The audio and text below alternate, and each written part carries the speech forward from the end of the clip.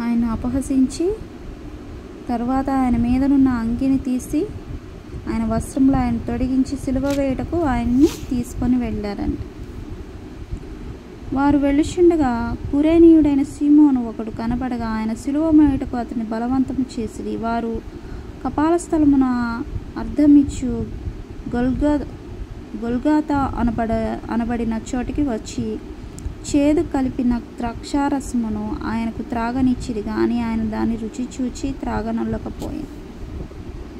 వారు ఆయనను సిలువ వేసిన పిమ్మట చీట్లు వేసి ఆయన వస్త్రములు పంచుకొని అంతటి వారు అక్కడ కూర్చుండి ఆయనకు కావలి ఉండిరి. ఇతడు యూదుల రాజైన యేసు అని ఆయన మీద మోపబడిన నేరము వ్రాసి ఆయన తలకు పైగా ఉంచిరి. మరి కుడివైపున ఒకడు ఎడమ వైపున ఒకడును ఇద్దరు బందిపోట్లు దొంగలు ఆయనకు కూడా సిలువ వేయబడిరి. ఆ మార్గమున వెళ్ళుచుండగా వారు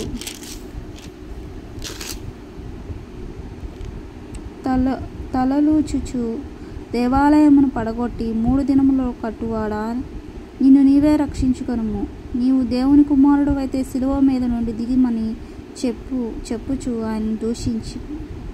అక్కడ ప్రజలు సిలువ వేసి కొరడాలతో కొట్టి ఆయన దూషించారంట. నువ్వు దేవుని కుమారుడు అయితే దిగిరా అని. సిలువ మీద నుండి దిగమని చెప్పుచు ఆయనను దూషించి. అలాగే శాస్త్రులను పెద్దలను ప్రధాన యాజకులను కూడా ఆయన్ను అపహసించుచు, వీడు ఇతరులను రక్షించను, తను తానే రక్షించుకొనలేడు అని అంటున్నారంట. ఇశ్రాయేలు రాజు కదా, ఇప్పుడు సిలువ మీద నుండి దిగినడెలా వాని నమ్ముదుము.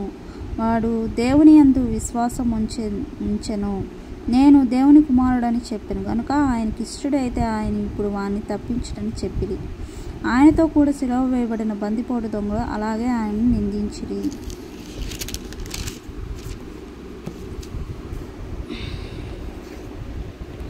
మధ్యాహ్నము మొదలుకొని 3 గంటల వరకు ఆ దేశమంతటా చీకటి కమ్మెను. ఇంచుమించు 3 గంటలు యేసు ఏలీ ఏలీ లామా సబక్తా అని బిగ్గరగా కేకలు వేసెను. ఆ మాటకు నా దేవా నా దేవా నన్నెందుకు చేయి విడిచితివని అర్థము. అక్కడ నిలిచిన వారిలో కొందరు ఆ మాట విని ఇతడు ఏలియాను పిలుచుచున్నాడనిరి. వెంటనే వారిలో ఒకడు పరిగెత్తుకొని పోయి స్పంజి తీసుకొని చిరకతో ముంచి రెల్లును తగిలించి ఆయనకు త్రాగనిచ్చెను. తక్కిన వారు ఊరకుండి ఏలియా అని రక్షించునేమో చూతుమనిరి. యేసు మరలా బిగ్గరగా కేకలు వేసి ప్రాణమును విడిచెను. అప్పుడు దేవాలయపు తెరపై నుండి క్రింద వరకు 2గా చీడెను. భూమి వణకెను, బండలు బద్దలాయెను, సమాధులు తెరవబడెను. నిద్రించి అనేకల మంది పరిశుద్ధుల శరీరములు లేచెను. వారు సమాధులలో నుండి బయటికి వచ్చి ఆయన లేచిన తరువాత పరిశుద్ధ పట్టణంలో ప్రవేశించి అనేకులకు అగపడిరి. శతాధిపతియు అతనితో కూడా యేసుకు కావలి ఉన్న వారును భూకంపము జరిగిన కార్యములన్నిటిని చూచి మిక్కిలి భయపడి నిజముగా ఈయన దేవుని కుమారుడని చెప్పుకొనిరి. యేసు ఉపచారము చేయుచు గలిలయ నుండి ఆయనను వెంబడించిన అనేక మంది స్త్రీలు అక్కడ దూరముగా నుండి చూచుచుండిరి. వారిలో మగ్దలైన మరియా, యాకోబు, యోసే అనువారి తల్లి అయిన మరియయు జెబెదయ కుమారుల తల్లియు ఉండిరి. యేసు శిష్యుడిగానున్న అరిమతయను యోసేపు అను ఒక ధనవంతుడు సాయంకాలమైనప్పుడు వచ్చి పిలాతు నొద్దకు వెళ్ళి యేసు దేహమును తమకిమ్మని అడుగగా పిలాతు దాన్ని అతనికి అప్పగింపనాజ్ఞాపించెను. యేసేపు ఆ దేహమును తీసుకొని శుభ్రమైన నారబట్టతో చుట్టి తాను రాతిలో తొలిపించుకొని క్రొత్త సమాధిలో దాన్ని ఉంచి సమాధి ద్వారమునకు పెద్ద రాయి పొర్లించి వెళ్ళిపోయింది. మగ్దలేని మరియయు వేరొక మరియయు అక్కడనే సమాధికి ఎదురుగా కూర్చుండి ఉండిరి. మరునాడు అనగా సిద్ధపరచు దినమునకు మరుసటి దినమున ప్రధాన యాజకులను పరిసయ్యులను పిలాతు నొద్దకు కూడి వచ్చిరి. అయ్యా, ఆ వంచకుడు సజీవుడై ఉండినప్పుడు 3 దినములైన తరువాత నేను లేచిదని చెప్పినను మాకు జ్ఞాపకమున్నది. కాబట్టి మూడవ దినమునకు సమాధి శుభ్రము చేయ జ్ఞాపించుమని శిష్యులు వచ్చి వాణ్ణి ఎత్తుకొని పోయి ఆయన మృతదేహంలో నుండి లేచెనని ప్రజలతో చెప్పుదురేమో. అప్పుడు మొదటి వంచన కంటే కడపటి వంచన మరీ చెడ్డదై ఉంటుందని చెప్పిరి. అందుకు పిలాతు, కావలివారు ఉన్నారు కదా, మీరు వెళ్ళి మీ చేతనైనంత మటుకు సమాధిని శుభ్రము చేయుడని వారితో చెప్పెను. వారు వెళ్ళి కావలి వారిని కూడా ఉంచుకొని రాతికి ముద్ర వేసి సమాధిని భద్రము చేసిరి. సమాధిని భద్రం చేశారంట. 28వ అధ్యాయం కూడా చదువుతున్నానండి. ఇంకా మత్తయి సువార్త కంప్లీట్ అవుతుంది. విశ్రాంతి దినమును గడిచిపోయినను తర్వాత ఆదివారము తెల్లవారుచుండగా మగ్దలేనే మరియయు వేరొక మరియయు సమాధి చూడవచ్చిరి. ఇదిగో, ప్రభుదూత పరలోకమందు దిగివచ్చి రాయి పొర్లించి దాని మీద కూర్చుండెను. అప్పుడు మహాభూకంపము కలిగెను. ఆ దూత స్వరూపము మెరుపు వలె ఉండెను. అతని వస్త్రము హిమమంత తెల్లగా ఉండెను. అతనికి భయపడుట వలన కావలి వారు వణికి చచ్చిన వాని వలె ఉండిరి. దూత స్త్రీలను చూచి, మీరు భయపడకుడి, సిలువ వేయబడిన యేసును మీరు వెదుకుచున్నారని నాకు తెలియను. ఆయన ఇక్కడ లేడు, తాను చెప్పినట్టే ఆయన లేచి ఉన్నాడు. రండి, ప్రభువు పడుకున్న స్థలమును చూచి త్వరగా వెళ్ళి ఆయన మృతులలో నుండి లేచి ఉన్నాడని ఆయన శిష్యులకు తెలియజేయుడి. వాక్యం వినిచిన ప్రతి ఒక్కరూ ఈ వాక్యాన్ని చూడండి, వినండి. ఆయన మరణించి తిరిగి లేచిన సజీవము గల దేవుడు. ఆయన యుగయుగములకు దేవుడు. అంతేకాని చనిపోయి ఆ శరీరం కుళ్ళు పట్టిన వాళ్ళని దేవుడు అని అనరు. దేవుడు అనేవాడు కామ క్రోధ మద మత్సరము లేనివాడు దేవుడు. ఆయన పరిశుద్ధుడు కాబట్టి ఆయన చనిపోయినను తిరిగి లేవగలిగాడు. నేను వాక్యం మాట్లాడుచుంది ఇక్కడ. ఒక దూత అంటే ఒక పరిశుద్ధత కలిగిన పరలోకమందుండే ఒక పవిత్రమైన దూత మాట్లాడుతుంది. ఏమని మాట్లాడుతుంది?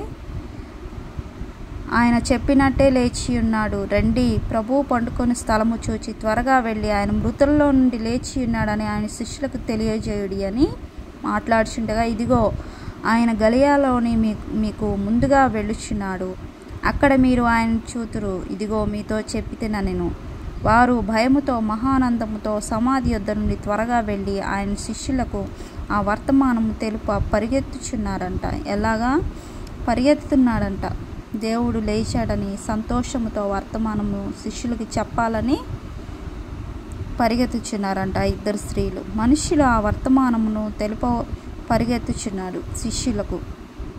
కాబట్టి యేసు వారిని ఎదుర్కొని మీకు శుభమని చెప్పెను. యేసయ్య ఎదుర్కొని శుభమని చెప్పాడంట.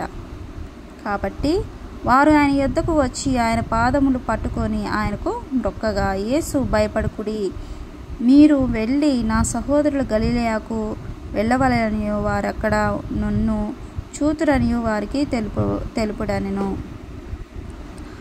కాబట్టి వారు వెళ్ళుచుండగా కావలి వారిలో కొందరు పట్టణంలోనికి వచ్చి జరిగిన సంగతులన్నీ ప్రధాన యాజకులతో చెప్పారంట. కాబట్టి వారు పెద్దలతో కూడి వచ్చి ఆలోచన చేసి ఆ సైనికులకు చాలా ద్రవ్యం ఇచ్చారు. మేము నిద్రపోవచ్చుండగా అతని శిష్యులు రాత్రి వేళ వచ్చి అతన్ని ఎత్తుకొని పోయారని మీరు చెప్పుడి అని వాళ్ళు అన్నారంట. ఇది అధిపతి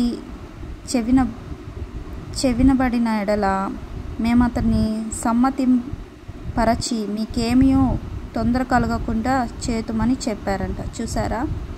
కాబట్టి అప్పుడు వారు ఆ ద్రవ్యమును తీసుకొని తమకు బోధింపబడిన ప్రకారము చేశారంట. శిష్యులు ఎత్తుకెళ్ళారని చెప్పండి యేసయ్యని అని ద్రవ్యం ఇచ్చారంట ఆ కావలి వారికి. ఈ మాట యూదులలో వ్యాపించి నేటి వరకు ప్రసిద్ధమై ఉన్నది. కాబట్టి 11 మంది శిష్యులు యేసు తమకు నిర్ణయించిన గలిలయలోని కొండకు వెళ్ళిరి. వారు ఆయన చూచి ఆయనకు మ్రొక్కిరి గాని కొందరు సందేహించిరి. అయితే యేసు వారి యొద్దకు వచ్చి, పరలోకమందును భూమి యందును నాకు సర్వాధికారము ఇయ్యబడి ఉన్నది. కాబట్టి మీరు వెళ్ళి సమస్త జనులను శిష్యులుగా చేయుడి. తండ్రి యొక్కయు కుమారుని యొక్కయు పరిశుద్ధాత్మ యొక్క నామములో వారికి బాప్తీసం ఇవ్వండి అని దేవుడు చివరిగా మాట్లాడుచున్నాడు శిష్యుడితో. నేను మీకు ఏ ఏ సంగతులను ఆజ్ఞాపించుతునో వాటన్నిటిని గైకొనవలెనని వారికి బోధిస్తున్నాడంట యేసు. ఇదిగో నేను యుగ సమాప్తి వరకు సదాకాలము మీతో కూడా ఉన్నానని శిష్యులతో దేవుడు మాట్లాడుచున్నాడు. కాబట్టి మనతో కూడా ఆయన ఉన్నాడు అని ఆయన వాక్యాల ద్వారా మాట్లాడుచున్నాడు. ఈరోజుతో మత్తయి సువార్త అయిపోయిందండి. రేపటి నుంచి మార్కు సువార్త స్టార్ట్ చేస్తాం. అందరికీ వందనాలు. చిన్న ప్రార్థన చేస్తాం.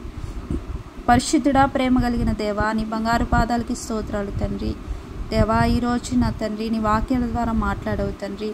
అయా, నువ్వు నాయన మరణించి నా తండ్రి తిరిగి లేచిన దేవుడువు తండ్రి, గొప్ప దేవుడువు తండ్రి. అయా యేసయ్యా తండ్రి, నాయన నీకు స్తోత్రాలు చెల్లిస్తున్నాను తండ్రి. అయా నీకు వందనాలు ప్రభువా. వాక్యం విడిచిన ప్రతి ఒక్క హృదయాన్ని తాకండి. ప్రతి ఒక్క బిడ్డతో మీరు మాట్లాడండి.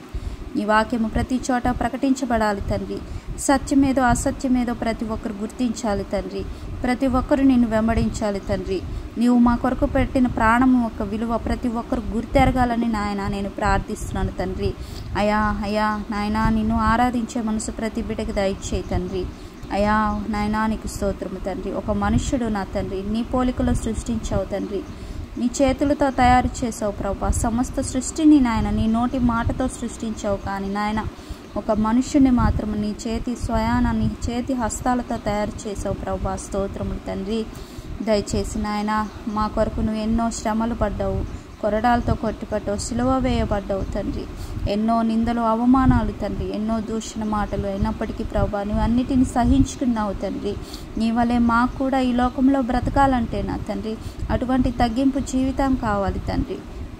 దయచేసి ప్రతి ఒక్కరికి నాయన, నాకు ప్రతి ఒక్కరికి నాయన తగ్గింపు జీవితాన్ని నీ మాటకు లోబడే మనస్తత్వాన్ని, నీకు విరోధంగా నాలో మాలో ఏది ఏలుబడి చేయకుండా నా తండ్రి ప్రతి ఒక్క విషయంలో నీ మాటకు లోబడే మనస్సు ప్రతి ఒక్కరికి దయచేయమని, మా దేశాన్ని దేశ ప్రజలంతా మా ప్రాంత ప్రజలు నాయన, అయా మా బంధువులు స్నేహితులు రక్త సంబంధికులు ప్రతి ఒక్కరిని జ్ఞాపకం చేసుకొని అందరూ నీ మార్గంలో నడిచేలాగా సహాయం చేయమని, ప్రార్థనలో తప్పులుంటే క్షమించి నీ సన్నిధి చేర్చుకొని ప్రతి ఒక్కరు యేసు నామంలో నాయన నీవు చెప్పినట్లు నాయన బాప్తిసము పొందుకునేలాగా సహాయం చేయమని నజరేయుడైన యేసు నామంలో ప్రార్థిస్తున్నాను తండ్రి. Amen amen amen. వందనాలమ్మా.